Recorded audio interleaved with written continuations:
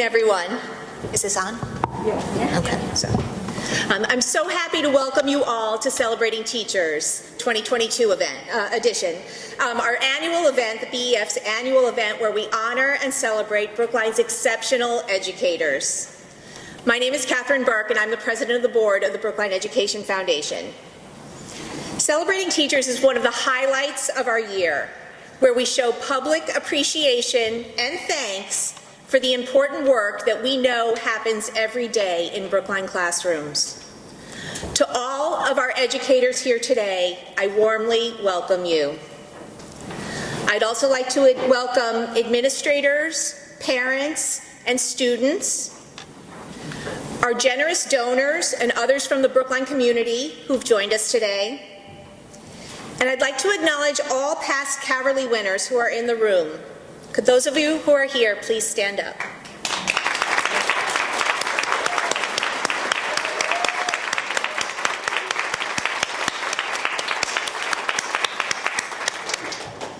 I'd also like to welcome our Superintendent of Schools, Dr. Linus Gillery.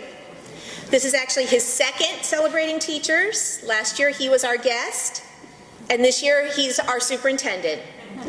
Please welcome Dr. Gillery.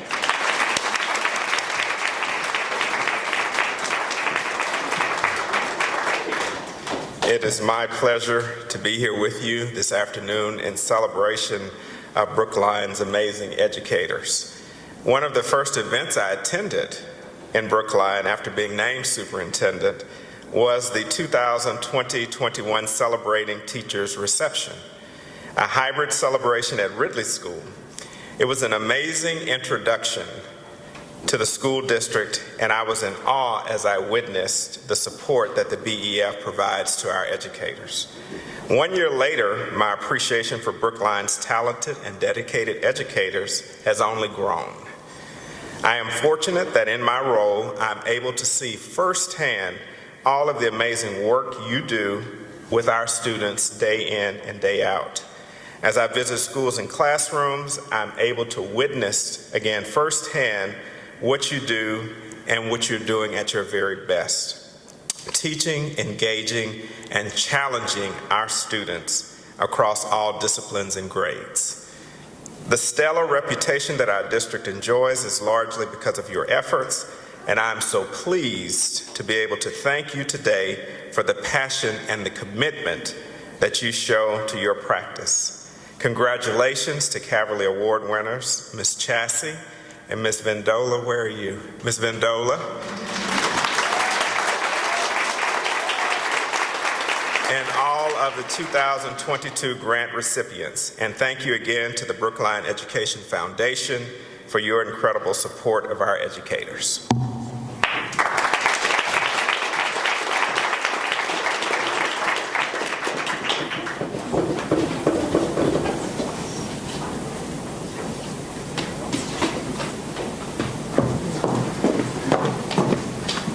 Thank you, Dr. Gillery.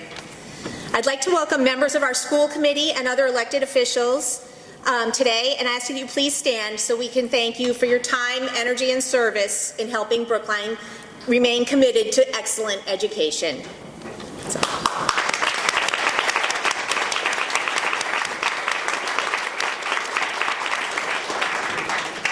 The work of the BEF would not be possible without the tremendous efforts of the members of our board of directors and advisory board. I would like to ask all current and former board members and members of the advisory board who are here to stand up and be acknowledged.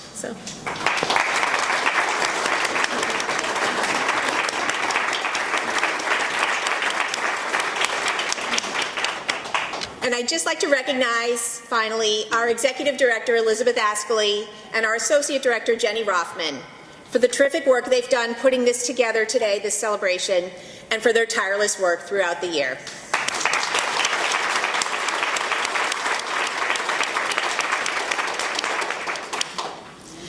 We know that Brookline educators have a curiosity about the world and a passion for learning. They're committed to inspiring and challenging young minds, and they possess a lifelong love of learning for themselves. We think that the BEF's grant-making approach supports, facilitates, and encourages the pursuit of these qualities. BEF Idea Lab grants provide support for experimenting with creative and innovative ideas in the classroom with an emphasis on hands-on experiential learning. Teacher grants provide opportunities for teachers to deepen their knowledge in their field or explore something new entirely. Collaborative grants promote cooperative efforts across disciplines, across grade levels, and across schools. And system-wide grants provide opportunities for innovative thinking around issues that impact our entire system. It is my pleasure now to introduce Shalini Casita, Chair of the Idea Lab Grants Committee, and Diane Picorni-Wilson, Chair of our Teacher Grants Committee, who will introduce this year's grant recipients.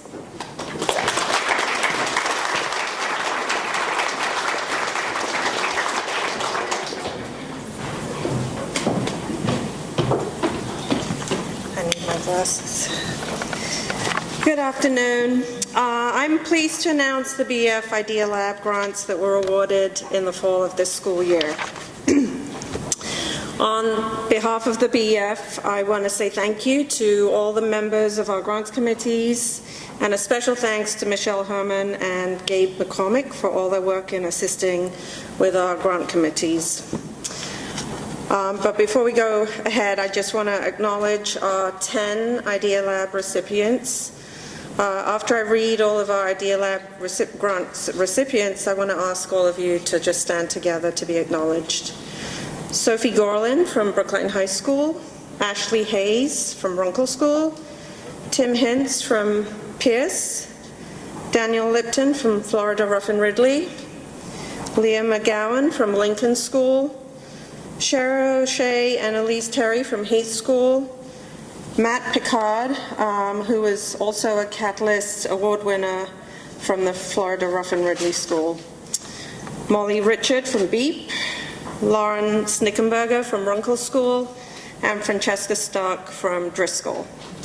Congratulations to all of our Idea Lab grant recipients, and if they can stand.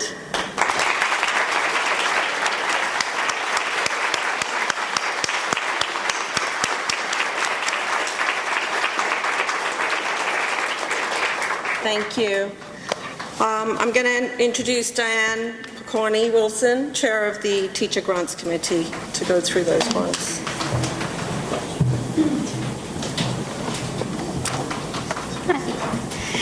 This year, the BEF has awarded 16 teacher grants, totaling $40,000 and directly involving 19 educators.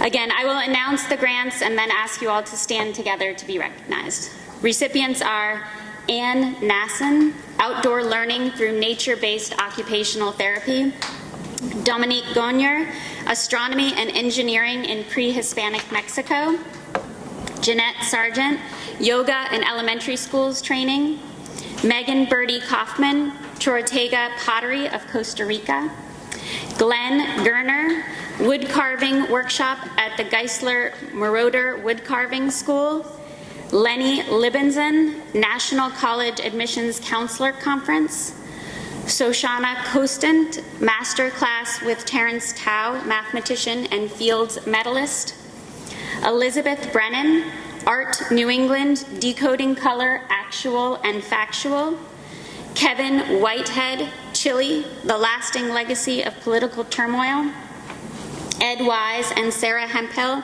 Medical Simulation Lab and Anti-Racism in Medicine Training; Jenna Laib, NCTM National Conference, Los Angeles; Chris Fry, Orton Gillingham Training to Help Students Read; Leah McGowan, Yoga and Mindfulness for Students and Educators; Allison Hansel, Korean Language Study in Seoul; Laura London, Building Language Bridges, Making the English-French Connection Through Study of Language, Linguistics, and Etymology; and Julie Boss, Mindful Facilitation, Beginning Level. Would you all please stand?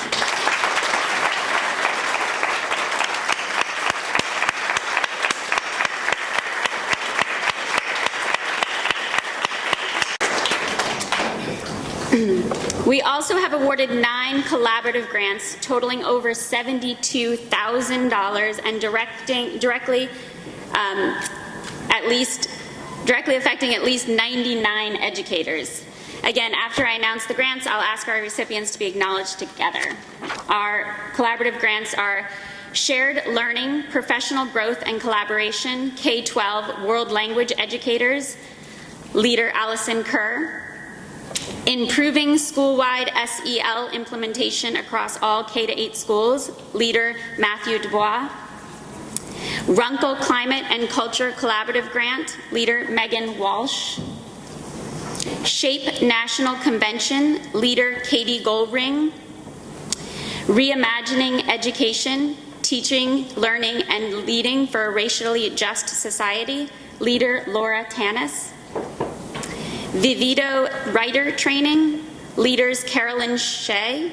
VHS Cafe Conference for CTE Culinary Team, Leader David Pazmino.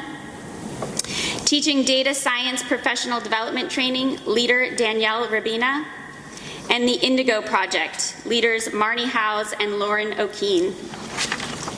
Would all leaders and participants in our collaborative grants please stand so we can begin.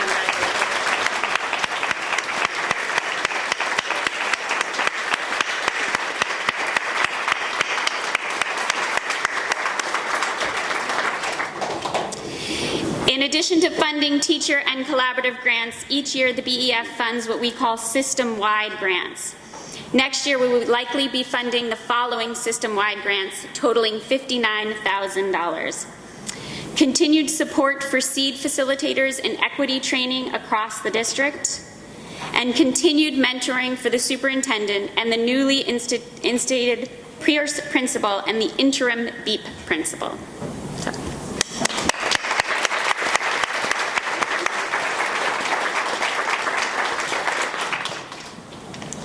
Thank you. So in addition to awarding grants, the BEF also has 3 additional awards that we give to teachers who receive teacher grants. The first one is the Gelfand Award announcement, and so on behalf of the Brookline Education Foundation, I'm honored to announce the recipient of the 2022 Adam Russell Gelfand Fellowship, Dominique Gonier, who's the librarian at Baker School.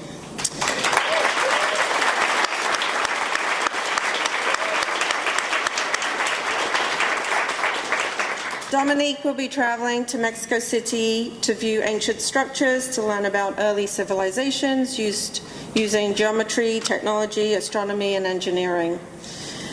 This award was created to honor the memory of Adam Russell Gelfand, a Baker School student who died while in 5th grade. Adam's parents established the award to honor and recognize the many teachers who were important to Adam during his life. Dominique, could you stand? I'm sorry, we had an early applause, but we can applaud you again.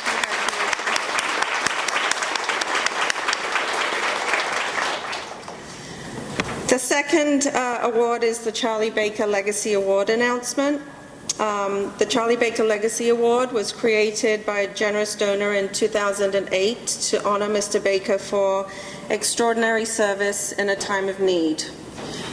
This annual award provides additional funding to a BEF grant recipient for continuing education, travel, program development, or other similar pursuits in the area of U.S. history and/or world geography.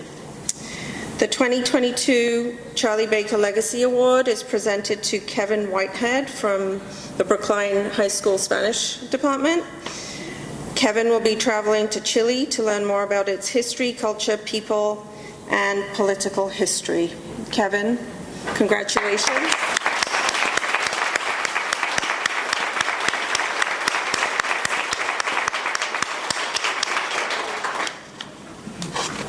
The third award is the David E. Perdell Award.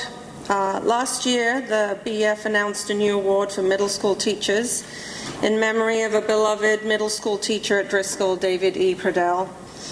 This award is presented to a teacher of middle school students whose work stimulates students' imagination and curiosity, helps students develop self-assurance and self-esteem, encourages students' collaboration, and/or instills an abiding sense of social responsibility.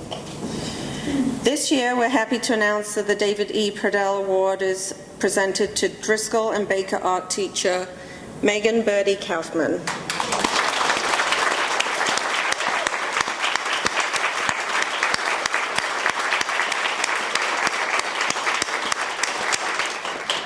Megan will travel to Costa Rica to study the culture and ceramic art of the indigenous Chortega people of the area.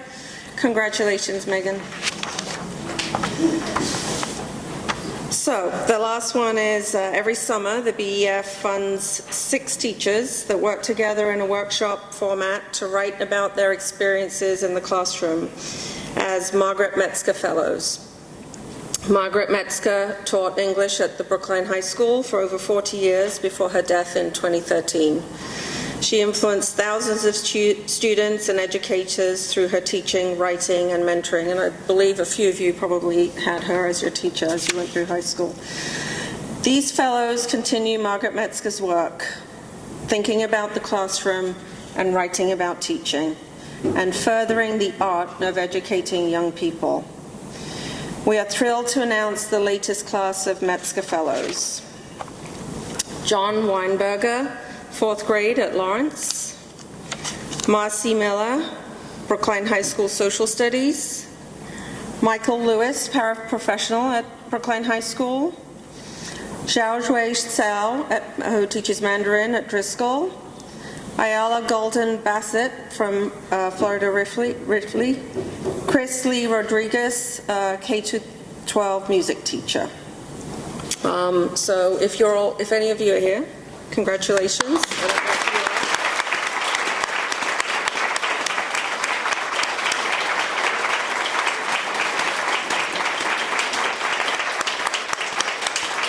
So there will be a public celebration of the Margaret Metzger Fellows in the fall, so please keep an eye out for that date, and we hope you'll all join us.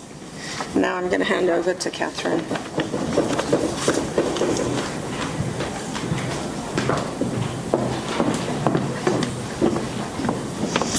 Now what we've all been waiting for, the Caverly Awards. In 1984, the BEF created the Ernest R. Caverly Award to recognize Brookline educators who have made outstanding contributions to excellence in education. The award is named after Dr. Caverly, a distinguished public school leader, educator, and Brookline School Superintendent. Each year, the BEF asks educators in Brookline to nominate fellow colleagues for this award. We have a special committee. I was honored to be part of it this year. The committee is composed of BEF board members and prior Caverly Award winners who consider the wonderfully descriptive and inspiring letters submitted in support of the nominees by colleagues, parents, and former students. On behalf of the Brookline Education Foundation, we are delighted to announce this year's Caverly Award winners. Nicole Chassis is a kindergarten teacher at the Florida Ruffin Ridley School, the leader of the garden team, and head coach of Girls on the Run at FRR. A teacher for over 17 years, Nicole is able to create a dynamic and caring community in her classroom, which we saw firsthand when we came, in which students are inclusive, curious, and kind to one another. She's a mentor to new teachers, but helps everyone who asks for her sound advice. As the first teacher students have in their school career, Ms. Chassis is a warm and nurturing teacher and a great partner to families as well. Her knowledge and understanding of the children in her class, the content she teaches, and the craft of teaching itself is looked upon by many as the model of what teachers should be. It's my pleasure to introduce Jen Buller, the principal of the Florida Ruffin Ridley School, who will tell us about Nicole.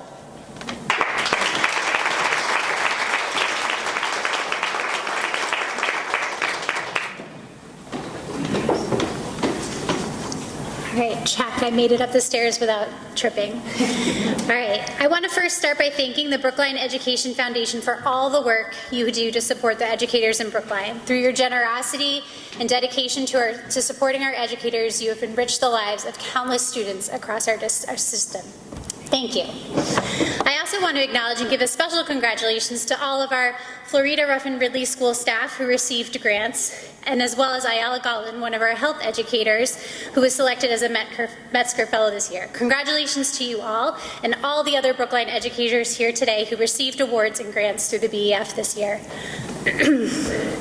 At the Florida Ruffin Ridley School, we have so many educators who help make our hive a space for joyful engagement in student growth and achievement. Individually and collectively in teams, there is so much excellence within our halls, and each day I am grateful for and inspired by the dedication, compassion, and commitment of our team. Today, I have the honor of introducing one of those amazing Florida Ruffin Ridley School educators, Nicole Chassis. As a kindergarten teacher in our community, Nicole is an early childhood educator extraordinaire. Her passion for and expertise in creating authentic, play-based, educationally rich experience for all students is exceptional. Our community is truly so fortunate to benefit from all of her hard work and dedication. Walking into Nicole's classroom, you can't help but smile. The room is always abuzz with the sounds of joyful learning and students making sense of the world around them. From the moment you cross the threshold, you are swept into whatever the students are intensely focused on through the skillfully crafted and scaffolded experiences that Nicole has created. Whether it's listening to a student read you their latest piece of writing that they are so proud of, or learning all about the co-constructed structure in the block area that two friends worked together to create, each student exudes enthusiasm for the work in which they are engaged. When the BEF came that Thursday morning before the break to surprise Nicole with the announcement, she later shared photos with the committee and myself of the work her class engaged in following the big announcement. Since the class was engaged in their study of plants, Nicole had her class dissect some of the beautiful tulips that she received from the BEF and write and draw about it in their science notebooks. That perfectly captures Nicole as an educator and why she is so deserving of this honor. She has honed the skill in her craft to be able to make every moment a learning opportunity, center the lives and experience of every student in the classroom, and show her students how opportunities to learn, explore, and grow are always all around us.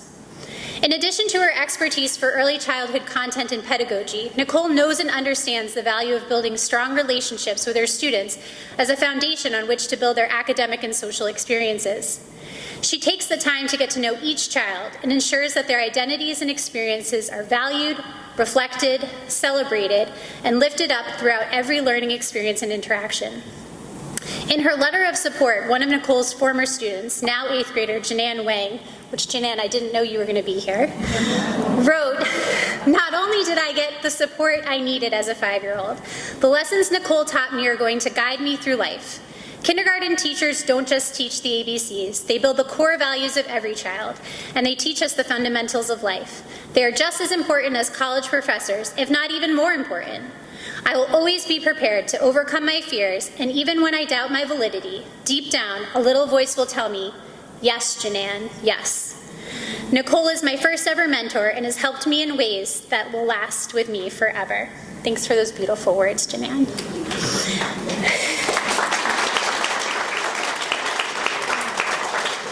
As educators, we know and understand the tremendous impact we can have on a child's life. Janan's example is just one of hundreds of students whose lives have been impacted for the better because of the care and work of Nicole. Nicole's contributions and gifts extend beyond the 4 walls of her classroom. In addition to the incredible work she does each day with some of our youngest students at the Florida Ruffin Ridley School, Nicole is squarely focused on improving and contributing positively to the entirety of our school community. She is a mentor to our newest educators, an active member and leader of our garden team, and the head coach of our Girls on the Run program. In all these roles, Nicole's empathy, vibrant personality, kindness, and joy shine through and lift us all up. Nicole is a friend to all staff members, offering a helping hand wherever she can. She is quick and generous with her praise of her colleagues, and creates collaborative spaces and teams in the many spheres of influence she is a part of. Nicole, Thank you for your 18 years of service here within the public schools of Brookline. Thank you for the countless hours you have devoted to improving the lives of the hundreds of children and adults with whom you've interacted.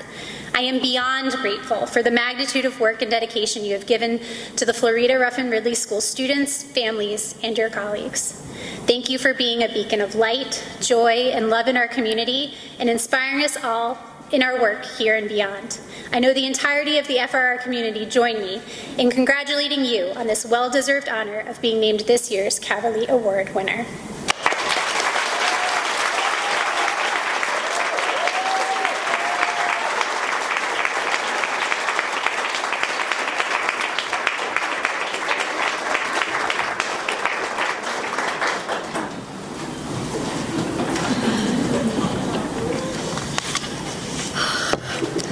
Hi, everyone.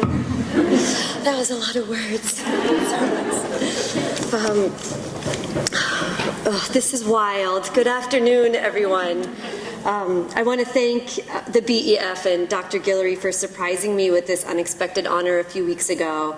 And a big congratulations to Jocelyn also, and all of the other educators who received grants here today. Trisha's here. It's so amazing to see all of the faces here in the crowd, and it means so much to me. I come to this ceremony every year if I can, and I always leave feeling so rejuvenated and inspired. But it feels really different now to be on this side of the room, so I hope you'll indulge me a little bit with a few thanks. To the BEF, the work you do here is so important, and the way you empower and acknowledge the efforts and dedication of our educators is so commendable. And to my principal, Jem Bowler, the support you've given to me over the years we've worked together, thank you so much. To all the teachers, staff, students, and families at FRR, you are the gold standard, and without you being the absolute best at what you do, I would not be up here at this podium today. And to the FRRK team, Michelle, Randy, Louise, and our newest member, Zach, and Trisha, who was on our team for many years. You are my school family, and our teamwork makes the dream work again and again. And to every single kindergarten paraprofessional I have ever worked with.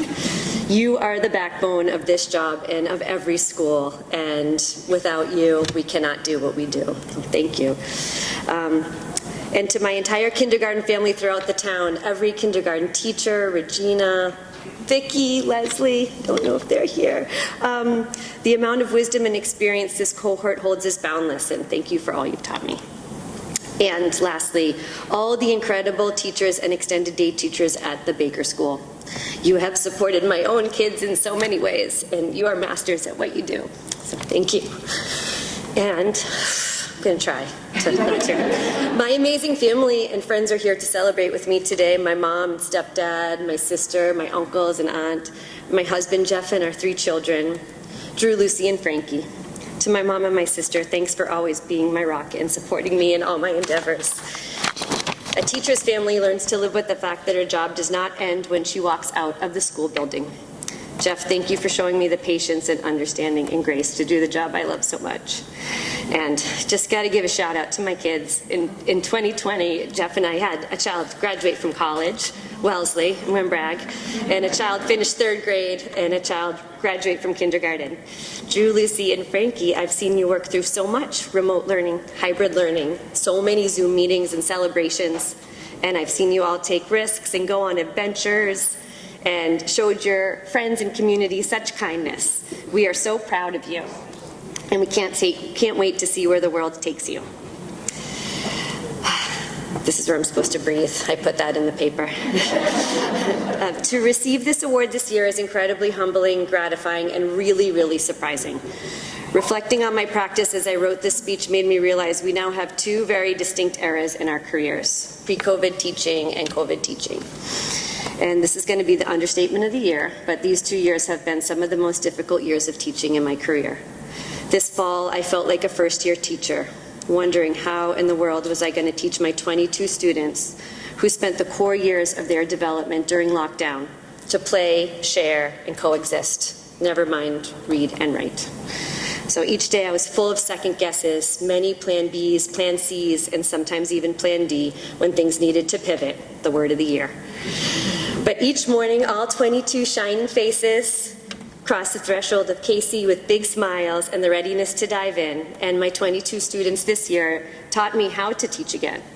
And because kindergarten's all about showing and not telling, I have to illustrate this with an anecdote from last week. Last week was Teacher Appreciation Week, and Ruff and Ridley families were amazing and showered our school with so much love.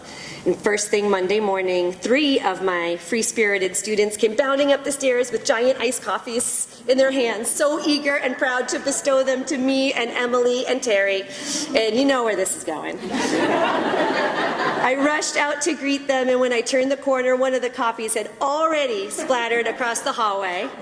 It was 8:01.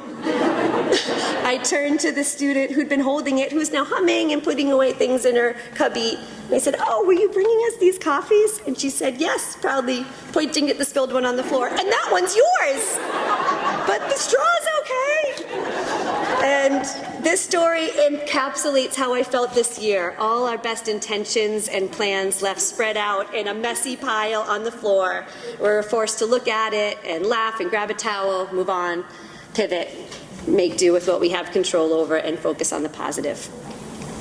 I've been working in Brookline in some capacity now for actually 20 years, which is mind-blowing. I have the best job in the world because I get to live fully present with the 5- and 6-year-olds in my class. And I have the privilege of supporting families through this major transition each year. My students keep me young and curious and brave. I have been known to wear a puppet or two to help my students solve a problem, and I have a reputation for taking up the project space in our hallway to build any number of ideas we voted on in KC. Leprechaun traps, enormous working cardboard doors, baking our own bread and peeling veggies for our annual farm party, and constructing 15-foot paper whale sharks, to name a few. I've built my practice on trying to listen to students and being active, using our hands for constructing, sewing, weaving, painting, pretending, storytelling. And you know kindergarten is working well when you hear that hum in the room, which is the sound of hard work and play, the most important work of childhood. For those who don't know me, I'm Nicole Chassis, mom, stepmom, daughter, wife, occasional rule breaker, lover of music, food, cooking, laughter, and bringing people together. I'm formally Nikki Zagami from Uber, Mass., sometimes Nikki from the Woo. But I've been properly Brooklineized, and I'm told my accent only comes out in moments of intense frustration and pure joy. Growing up in Woburn, I was kind of a weird kid with a wild imagination. I was shy in school, but felt as open as one can be within the confines of our working-class village-like neighborhood. Every family on our street knew each other well, and it wasn't strange for neighbors to look out for each other and for us kids to have hours of unsupervised exploration. My dad taught me to fish, play cards, and laugh it off. My mom taught me the value of having a strong work ethic, and that a woman's place in the world is anywhere she wants to be. And from her, I learned to not just expect things to fall in my lap, but if you know what you want, make goals and work hard, you'll get there. She taught me that family is first above else, but you can be there for your family and pursue a fulfilling career. I learned to make my bed every day, show up to school and work on time, and that excuses and complaints are rarely helpful. My parents made sacrifices for my sister and me to get a good education at St. Charles in Woburn, where I love school. And I remember how every grown-up made me feel, for better or for worse. Those who showed daily kindness and who planned engaging projects stand out the most. I never forgot Miss Capola, my second grade teacher, who helped me write my spelling list when I broke my finger, or Miss Amico, my fifth grade teacher, who helped us design our own album covers and start our own class paper. When I was in high school, my dad got sick and passed away when I was 16, and this loss was devastating to my family. But my English teacher at the time, in a moment of great humanity and compassion, knew I was struggling, but he knew I didn't want to be treated any differently. He told me I didn't need to finish my term paper, but I could spend some time helping my friend with his. We both knew my friend was in danger of failing, and my teacher knew this would drive us both to complete the assignment together. This was a small move for him to make, but for me, it was huge. I felt seen, heard, and understood, and I tried to bring this same awareness to my students in KC.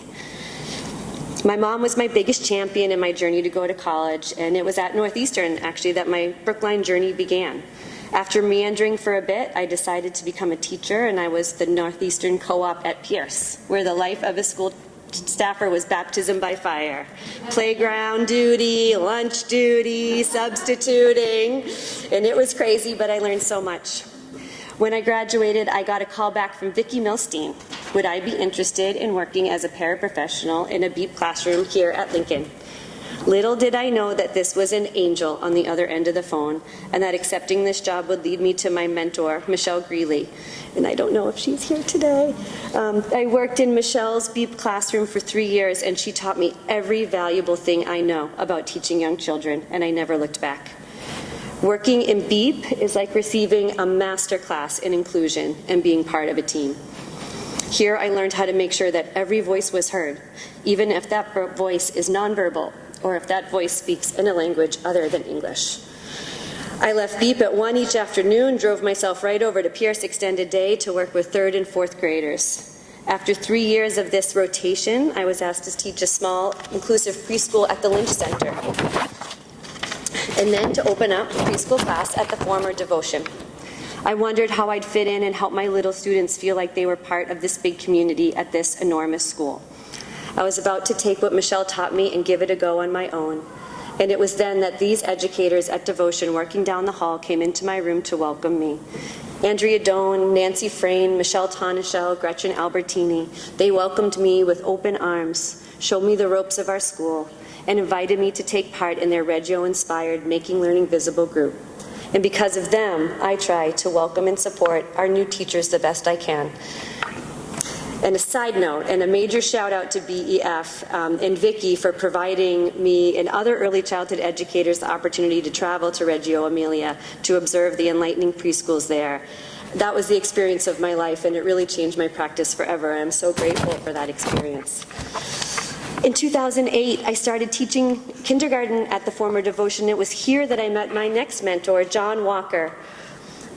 For those of you who are lucky enough to John Walker, to know John Walker, you know who he is, and he was hoping to be here today. He was a para in our K class for 10 years. John could do all of these things I could not do. He was a master musician and a woodworker with such a beautiful, creative spirit. And in our 10 years together, we worked to really make our students' learning visible in ways I would never have been able to do alone. Long ago in Casey, we had these little wooden doors in the block area, and eventually there was only one left, and the kids were always fighting over it. And after one particularly hard day, I said, well, I guess we're just going to have to take this door out of the block area. And that was met with agonizing screams of, no, you can't! So instead, we met as a class to figure out what we were going to do. Eventually, it was decided that we should make more doors. This led to a major search for doors in our school. We hunted and documented how many doors are there in our school? How are they different? We voted on how to paint them, and before you knew it, we had 5 new doors to play with. Back then, we had time and space in our kindergarten schedule to pursue this kind of learning. We had a common problem that was meaningful to our students, and we were able to turn it into a teachable moment that included lessons in democracy, mathematical thinking, writing, planning, and building. John and I, along with the other amazing paraprofessionals I've had the honor to teach with, tried to make these kind of experiences the pillars of KC. These were some of my golden years of teaching, when the expectations of our youngest students to read lengthy texts and write incomplete sentences were non-existent. And as educators, we could take them outside twice a day, give them a proper rest time, and manage the blocks of our learning to include meaningful integration between arts, math, literacy, science, and social studies. I am often advocating for bringing more developmentally appropriate time and space back into our kindergarten day, because 5- and 6-year-olds need these experiences, along with our guidance, to make connections between what we are teaching them. Teaching is not a job for the weak. We have to muster a certain amount of bravery, optimism, and positive thinking with each millisecond of the day. And in doing this, we're modeling for our kids to do the same. There are some literary characters I turn to for just about every life lesson. Their names are Frog and Toad. Forever the positive optimist, Frog accompanies his more curmudgeon-y friend, Toad, throughout the day. Each year, I read the story Dragons and Giants to my class, and in this story, Frog and Toad have been reading about brave people who fight dragons and giants, and they wonder if they are brave too. They climb a mountain, they meet a snake, a hawk, an avalanche, and more, all the while running away screaming, "I am not afraid!" They run away from all these perils, and when they get back home, each hides away. Toad tells Frog, "I'm glad to have a brave friend like you." And Frog replies, "I'm happy to know a brave person like you." The story ends with them hiding for a long time, just feeling brave together. I start kindergarten with this story because it opens up the space for us to talk about what it means to be brave. Can we be scared and brave at the same time? Yes. Young children are so brave, so much braver than they know. And we have all had to be brave in these past 3 years. But 5- and 6-year-olds hold a special magic and ability to persevere that is unparalleled. Lots of us have felt like Frog and Toad in our careers, especially these past 2 years. I know I have.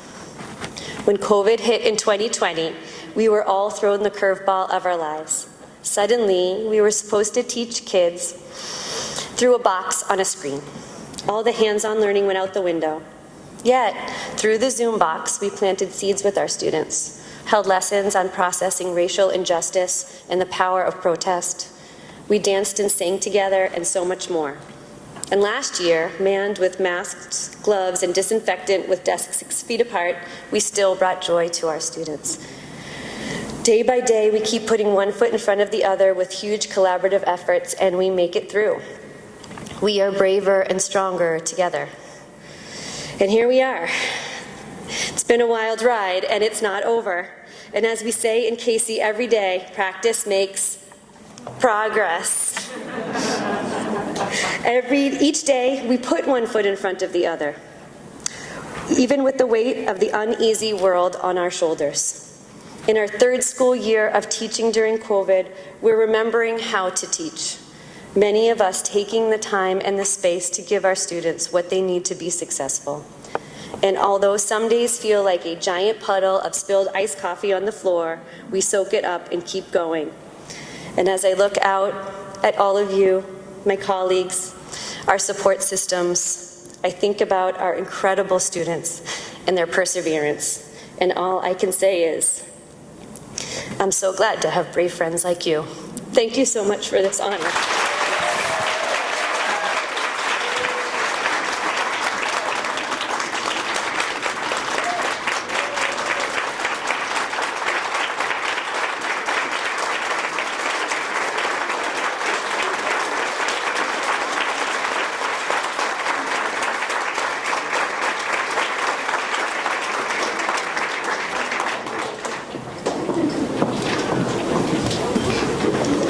Thank you so much, Nicole. That was great.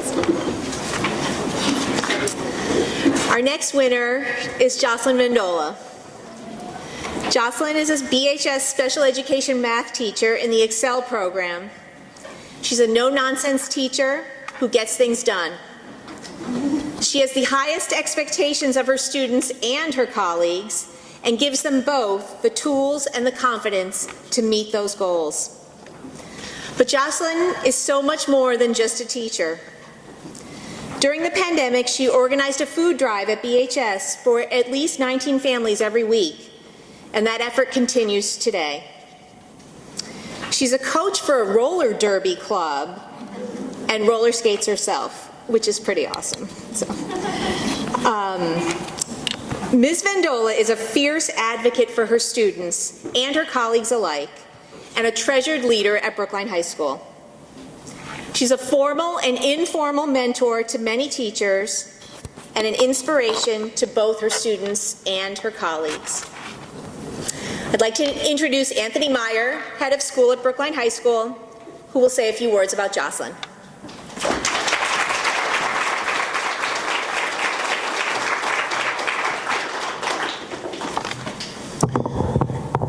Thank you, Catherine. Hear me okay? Thank you, BEF. Thank you, Nicole, for those words. So I've been here 18 years along with you, and every year it is my distinct pleasure to come to this event and to hear colleagues talk about their professional journeys and their personal journeys. So thank you so much for what you offered all of us today.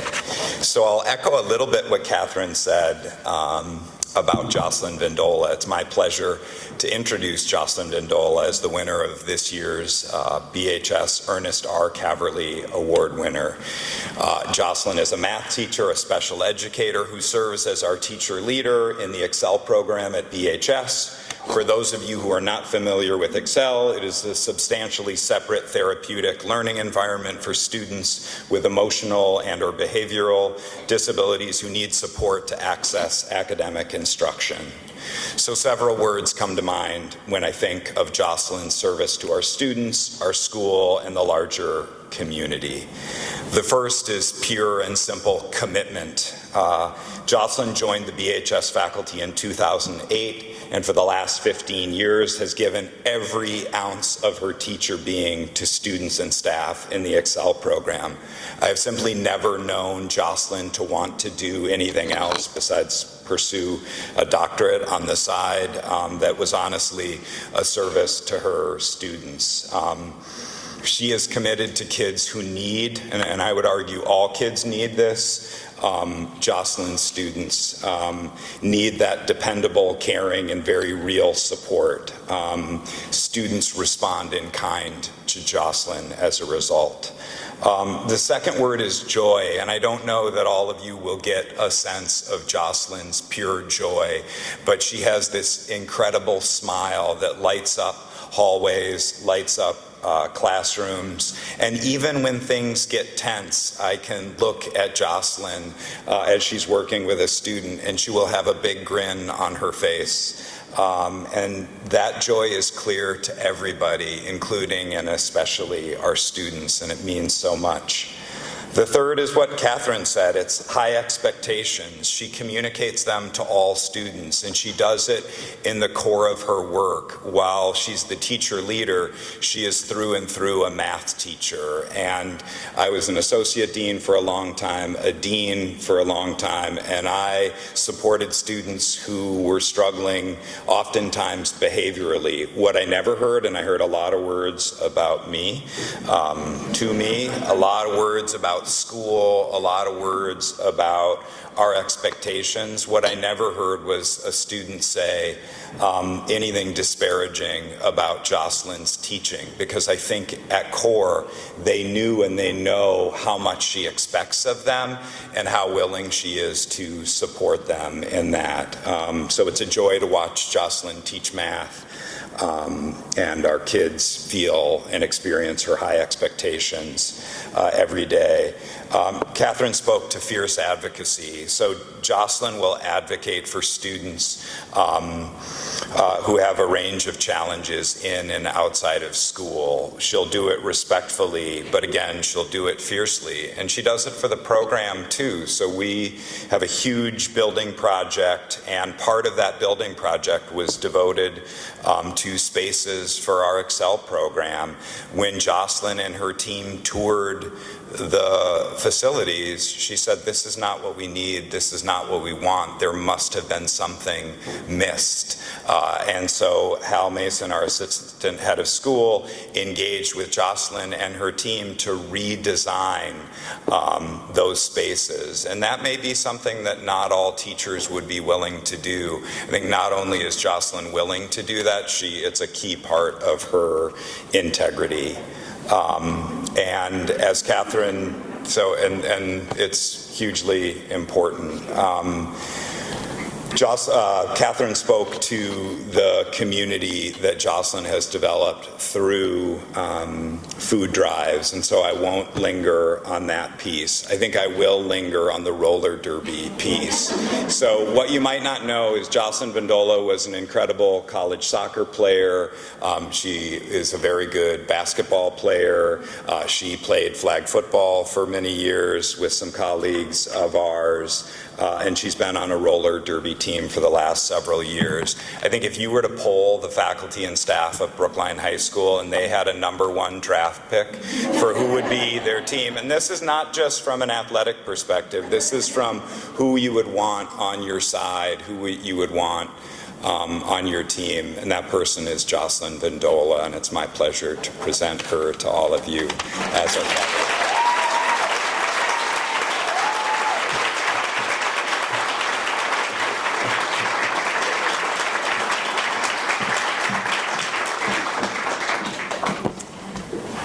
So first I want to thank Anthony Meyer. I have the most incredible colleagues and mentors at BHS, and you would absolutely be at the top of the list of people who are reasons why I'm up here today. So thank you.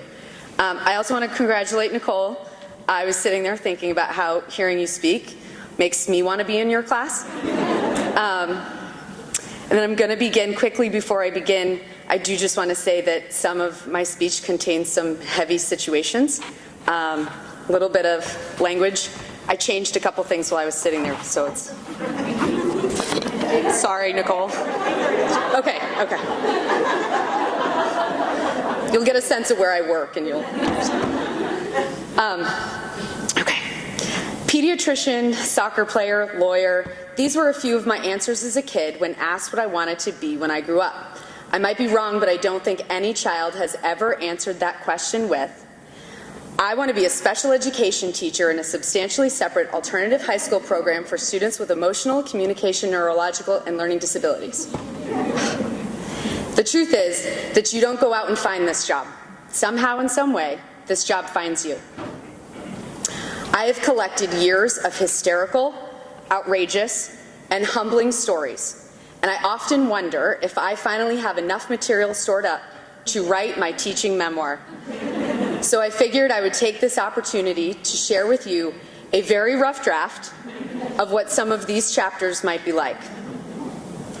My working title, I Can't Make This Shit Up, True Stories from a High School Special Ed Teacher. Chapter 1, Thank you for always loving me even though I'm weird. The summer after I graduated college, I wasn't ready to commit to anything long-term, so I started applying for random jobs. I found a science teacher position at a collaborative school in Chelmsford, Mass. My resume listed many years of working with individuals with disabilities, mostly through volunteer work with the Special Olympics, volunteering at events, participating in unified sports, and even winning the third-place medal for soccer in the first ever Special Olympics National Games.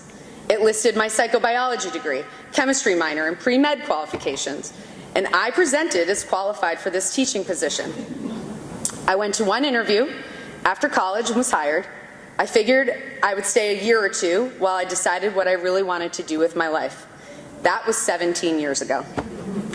It was the first day of school in 2005 at the Merrimack Education Center. I was 21 years old, teaching 19-year-old students who had real-world experiences beyond anything I could have ever expected.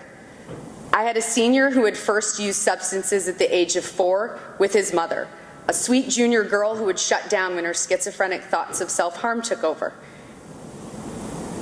and an autistic boy who slept with onions since the day he pretended to drown and his dad died saving him. I had no idea what I was getting myself into, and I cried on my drive home, knowing I either had to toughen up or go find something else. I'm not really one to succumb to defeat, so I went back the next day, and my coworker Buff greeted me with a nod and said, "You showed up again. They will know they can't break you." I took a deep breath and mentally prepared to fully force my enthusiasm for science and sports. By the end of that first year, I had gotten students through the Science MCAS, taught them to love soccer, laughed harder with them playing card games than I ever thought I would, and learned about restorative justice by getting thrown right into the deep end. I returned for 2 more awesome years before the incredible Aubrey Love, my friend through BSSC Soccer, suggested that I apply for this math teacher position at this program at Brookline High School called Excel. He offered to pass along my resume, and he gets full credit for bringing me on board at BHS. On my last day there, I cried as much as my first day. I received a card from an autistic 9th grade girl who took every soccer class I taught and hung out with me during all her free time that read, "Thank you for loving me even though I'm weird." And this is what alternative teaching is all about. Loving the students who are most in need of love. Creating a school place for students to belong when they never felt like they've belonged in school before in their lives. Chapter 2. We hate you, but we love you. I have seen many iterations of the Excel program over my tenure, and I have learned a lot about what works and maybe even more about what doesn't work for struggling students. Excel has seen the best of days and the absolute worst of days. There was a span of time about 8 years ago where we were consistently experiencing the worst of days. We were regularly told how much we were hated by students as they threw their work on the floor, interrupted lessons, screamed in adults' faces, and told us, if you could get a real job, then you would. But you work in Excel because you can't. Sure, why would anyone continue to work in such a challenging place if they had other options? Usually, alternative programs are staffed with teachers who don't plan to stay very long. But Excel students deserve to have the best, most educated, and most qualified teachers out there. To push myself out of my academic comfort zone and grow professionally, I decided to pursue one of my longtime goals and get my doctorate degree. I just never knew what to get that degree in. Full disclaimer, I was recovering from shoulder surgery and on some heavy pain meds when I made this decision. Found the Urban Education Leadership and Policy Department at UMass Boston and committed to myself that I would apply. I have regretted it at times over the last 6 years, but I wouldn't change that decision for anything. And finally this summer, I am about to defend my dissertation and graduate in December.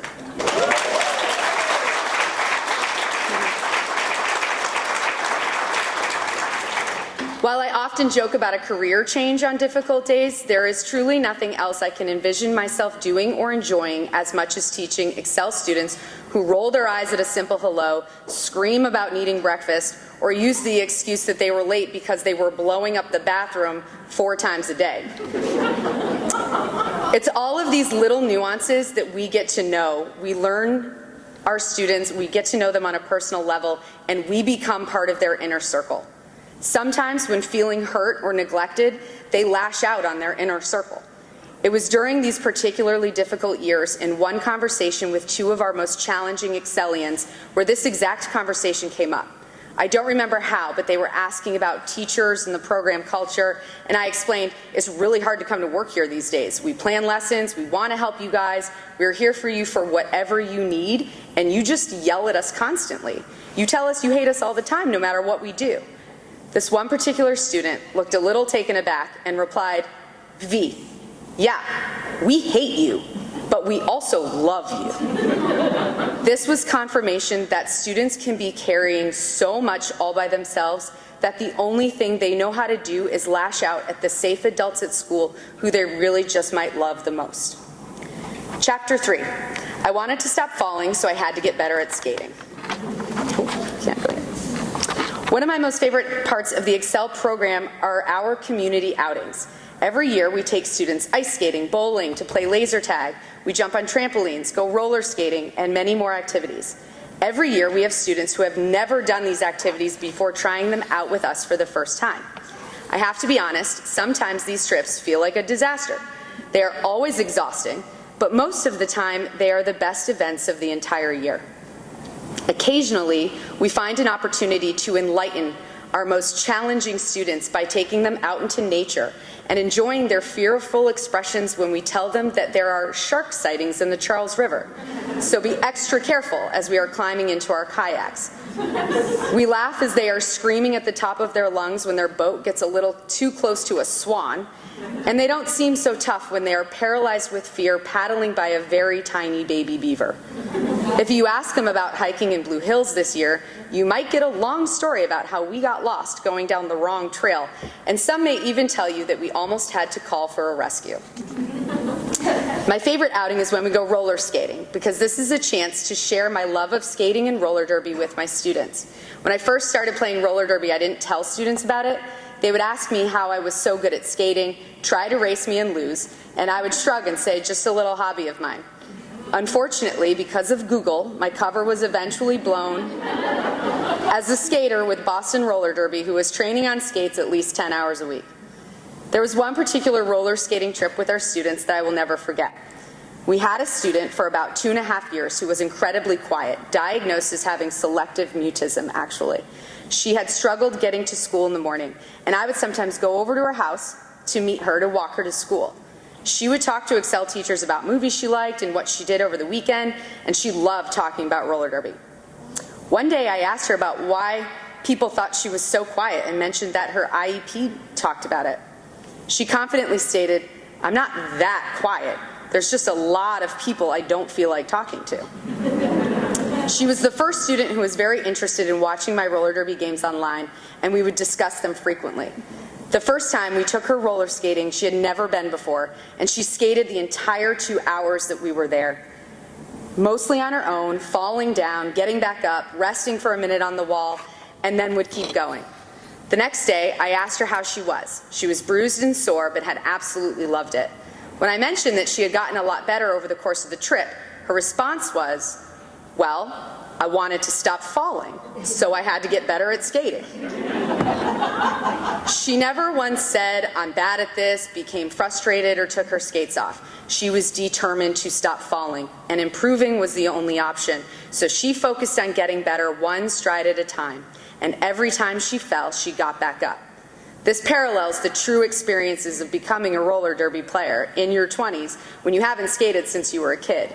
If you want to stop falling, stop getting cut, stop getting beat by your opponents, stop getting knocked down or out of bounds, you have to put in the work.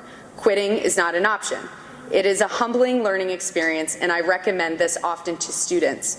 Find something that you are really bad at, but enjoy, and put the time in to become good at it. When you start, don't let any bumps or bruises get you off track to your goal. Find a team to work with and push each other to get better. Chapter 4, Miss V, I don't have any toilet paper. In January 2020, just before the world was turned upside down, BHS social worker Karen Kennedy and I were discussing the latest pandemic updates after a school had just closed in Washington.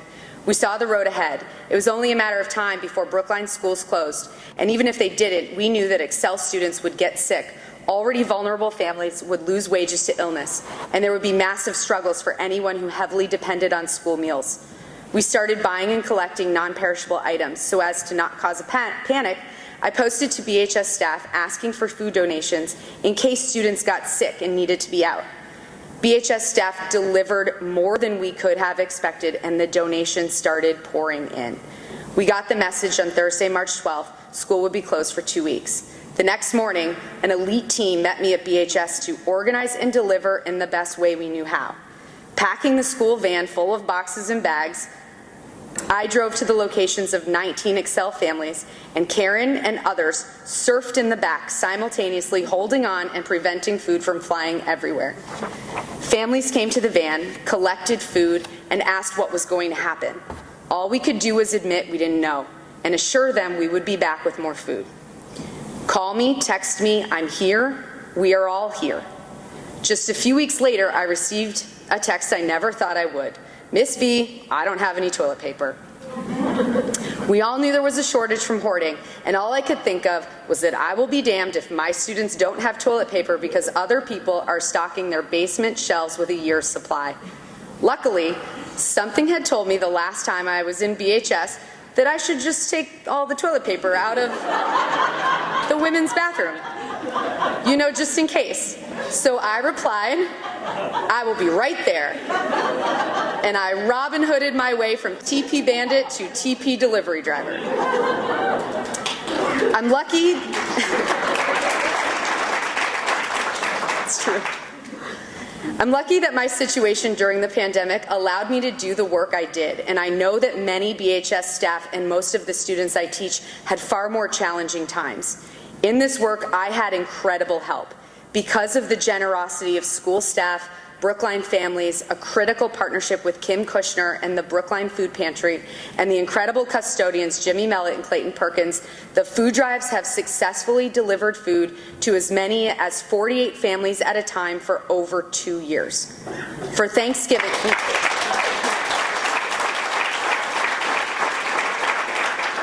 For Thanksgiving 2020, every single one of those 48 families received 2 turkeys and all the fixings plus hundreds of dollars of other items.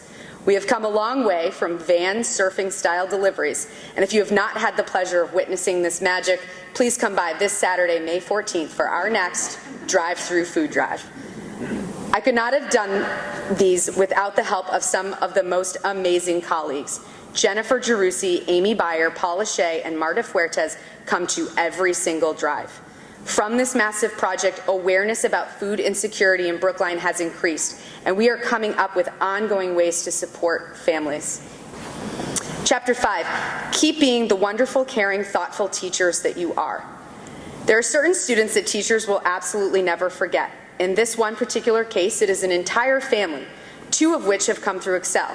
The oldest sister made a school-wide impact with a letter she wrote to staff when there were general tensions between students and staff across BHS. In response to a stressful event, she wrote a letter, posted it on the walls, and photocopied it to hand out to every teacher she could find with the words, "Keep being the wonderful, caring, thoughtful teachers that you are." But sadly, on May 30th, 2020, I woke up to a text from this same student that read, "Miss V, my mom died last night."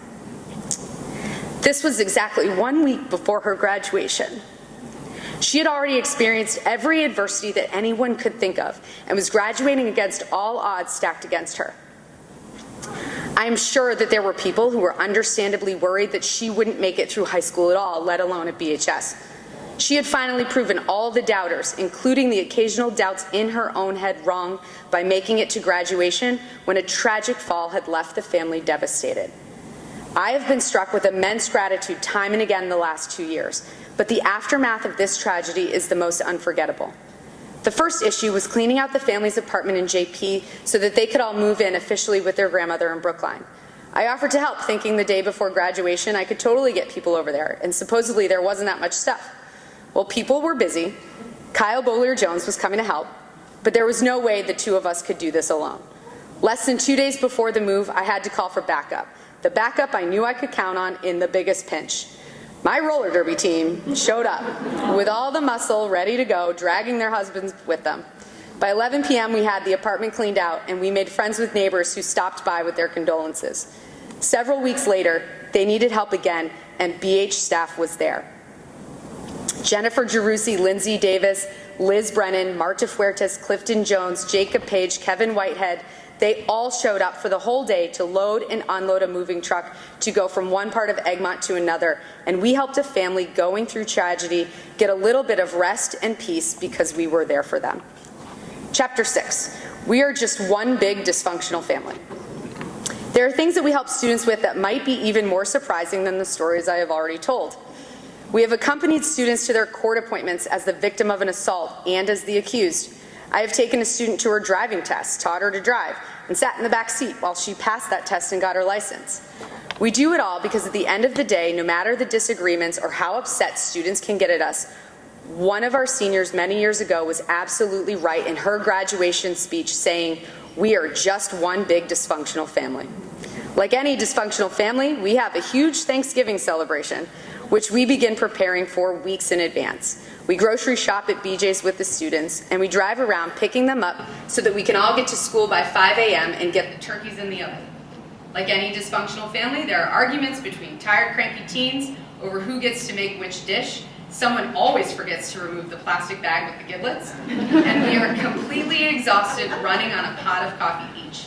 At the end of the day, we feed the whole BHS staff before we sit down together to feast. We will then spend the next year reminiscing about how awesome it was because the arguments are forgotten, nobody got food poisoning, and we accomplished a seemingly impossible feat. Just like any family, we have day-to-day disagreements and adults struggling to get teenagers to complete the responsibilities needed to accomplish their goals. We have the most random group of students, but they have certain commonalities. Most have already faced adversity that we could not even fathom. School does not come easy for them, and at some point in their lives, they probably felt like they didn't belong anywhere. If they allow it, our big dysfunctional family is where everyone belongs and they all can find a home. It wouldn't be this way without the most incredible staff team. Our extraordinary pairs, Alex Hyman, Denzel Scarlett, Serena Smith, and Dave Silberg. Our long-term sub coming in clutch for us this year, Schiller Dinney. Our incredibly empathetic counselor, Jacob Page. 7th year English teacher, Sarah Cornell, who helped me try to get this speech under 20 minutes. 7th year science teacher who brings science to life with fun projects, Amanda Lehman. And the coolest and calmest of us all, history teacher for 11 years, Kyle Bollier-Jones. You rarely find programs like this with this level of returning staff, and there is no other group of humans that I would rather be in these trenches with. Excel students are constantly faced with uphill battles. Their challenges at home, mental health, substance use, academically, socially, you name it, and we have been in that struggle with our students. They are always looking to prove people wrong. It might be their parents, friends, enemies, even some former teachers. And I think it would be impossible to find a staff as committed as this one outside of Brookline. They make even the hardest days bearable and the best days 1,000 times better. I would not be up here speaking today without this group. I am so lucky to get to work with my friends, and Excel has truly been a second family for me the last 15 years. But I have always had the support of my own family, some of whom are here today. My dad, John, who always taught me that 95% of the people in the world are good people, and we have to intentionally find the good in people, and to appreciate awards, but never make awards your goal. My sisters, 2 are here, Janelle and Julian, who are the purest examples of no matter what has ever happened, family always has your back. And my sisters really are my best friends in the whole world. My nieces, Stella and Lydia, are the sweetest, funniest kids, and they really do make me a better person just because I get to be their aunt. Before I wrap up, I want to thank the Brookline Education Foundation. This is such a wonderful way to get together and celebrate at the end of the school year, so thank you. Epilogue. It's very short. Nobody can teach in a program like this forever. About 3 years into my Excel tenure, Brookline hired a consultant to review the program. She interviewed all of us multiple times, observed classes, and spoke with students. At the end of my final conversation with her, she said, "Okay, last question, and this is completely off the record. Nobody can keep teaching in a program like this their whole career. What do you plan to do next?" I still don't have a definite answer to this question, but maybe this dysfunctional Excel family will just have to prove her wrong, because at this point, we've all gotten pretty darn good at skating. Thank you.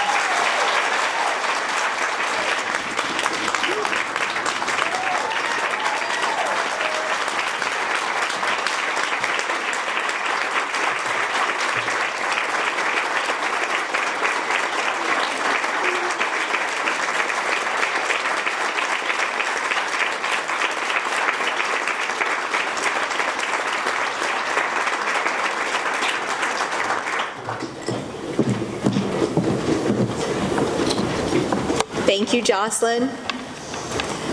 To everyone, I just want to again thank our donors for their strong and consistent support.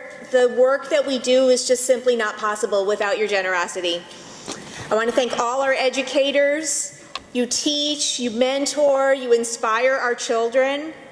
The Brookline community appreciates you and values all that you do. Please join us outside for some snacks. We're done. That's awesome.